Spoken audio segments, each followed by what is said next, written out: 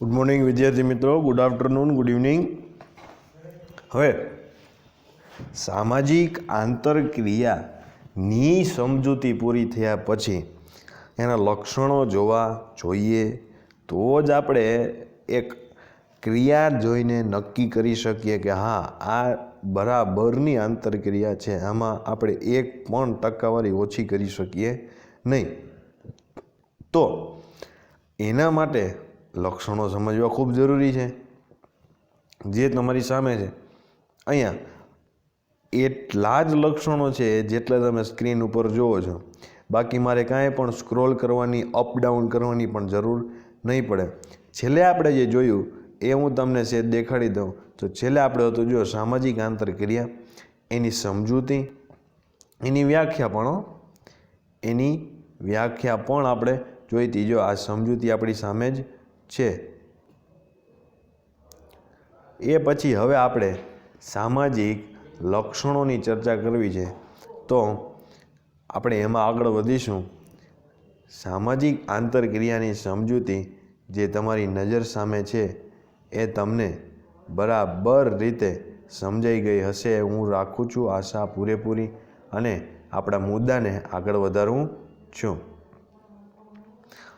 સામાજિક આંતરક્રિયાના લક્ષણો. સામાજિક આંતરક્રિયાને વધુ સ્પષ્ટ સમજવા તેના લક્ષણો સમજવા પડે, જે નીચે મુજબ છે. 3 લક્ષણો છે મિત્રો.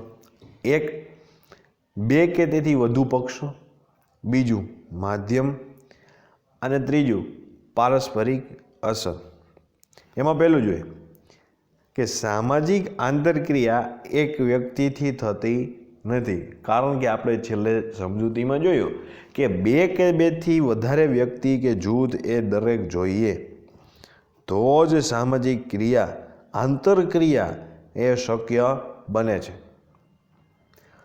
તે માટે ઓછામાં ઓછી 2 વ્યક્તિ કે જૂથ જરૂરી છે. જેમ કે પતિ પત્ની વચ્ચે થતી ક્રિયા 2 વ્યક્તિઓ વચ્ચે છે, જ્યારે શિક્ષક અને વિદ્યાર્થીઓ અને લેખક અને વાચકો વચ્ચે થતી ક્રિયા વ્યક્તિ જૂથ વચ્ચેની ક્રિયા છે.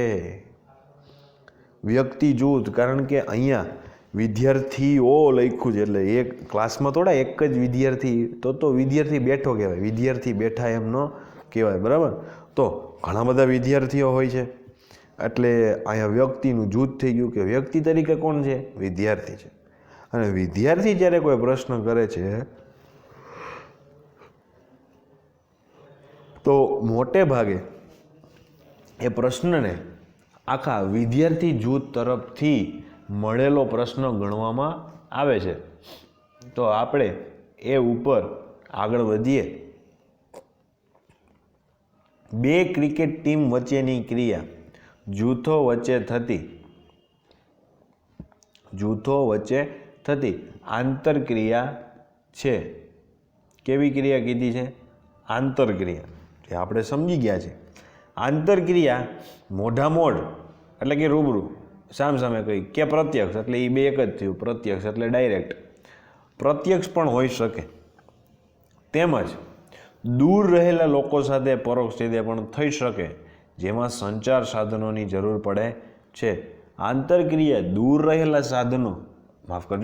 રહેલા લોકો સાથે કઈ રીતે થાય? તો કે સંચારના સાધનો, સંચાર માધ્યમો કે જેનાથી કોમ્યુનિકેશન, સંચાર એટલે કે ફેલાવો થવો, તે કે જેનાથી આપણી વાત ફેલાઈ શકે. અહીંયા આપણે એ મિનિંગમાં લેવાનું કે બીજાને પહોંચી શકે દૂર સુધી. માનો કે મારા સગાવાલા મુંબઈ રહે છે, પછી મારે છે વલસાડ રહે છે, અને અમદાવાદ રહે છે, અને જ્યાં રહેતા હોય ત્યાં ગામની બહાર રહે છે કે ગામમાં જ ક્યાંક છે પણ મારા આજુબાજુમાં નથી, ત્યારે મારે સંચાર માધ્યમોની જરૂર પડશે. જેમાં હું મોબાઈલનો ઉપયોગ કરું કે લેપટોપમાં વિડીયો કોન્ફરન્સિંગ કરું. આ દરેક સંચાર માધ્યમો છે. સંચાર માધ્યમોમાં તો ટીવી, રેડિયો પણ આવી જાય, પણ એનાથી વાતચીત આપણે એકબીજા સાથે ન કરી શકીએ. તો આ પરોક્ષ રીતે પણ થઈ શકે આંતરક્રિયા. બીજું છે, એના માટે માધ્યમ એક ચોક્કસથી જરૂરી છે. જો માધ્યમ જ નક્કી નહીં હોય તો માધ્યમ જ નહીં હોય તો 2 વ્યક્તિ અથવા તો જે જૂથ છે એકબીજાની સાથે વાતચીત કેમ કરશે? માત્ર બે પક્ષથી આંતરક્રિયા શક્ય બનતી નથી, પરંતુ પરસ્પર અસર નિપજાવવા માટે વાતની અસર નિપજાવવા માટે કોઈ માધ્યમ જરૂરી બને છે, જેમાં હાવભાવનું કોઈ પણ સ્વરૂપ કે શાબ્દિક ભાષા કે ચિત્રોનો ઉપયોગ કરી શકે છે. હવે એ માધ્યમ તરીકે આપણે હાવભાવનું સ્વરૂપ, જે આપણી બોડી લેંગ્વેજ છે, આપણે ઓલો હાથમાં આમ રિંગ બનાવી આમ એમ કહીએ કે મસ્ત છે, એટલે સામેવાળો સમજે કે હા આને ગમ્યું. ઓકે, પછી આપણે નેણ ઊંચા કરી તો એ પણ કંઈક દર્શાવે છે.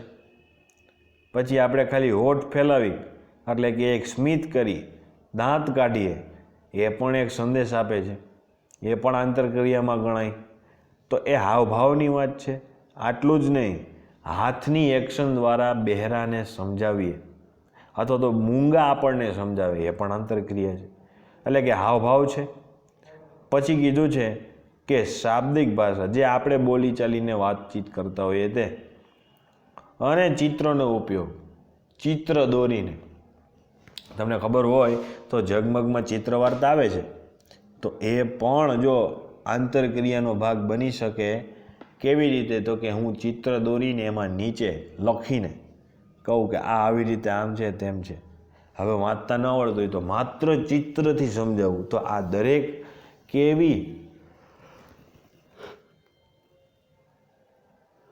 ક્રિયા થઈ? તો કે આંતરક્રિયા કહેવાય.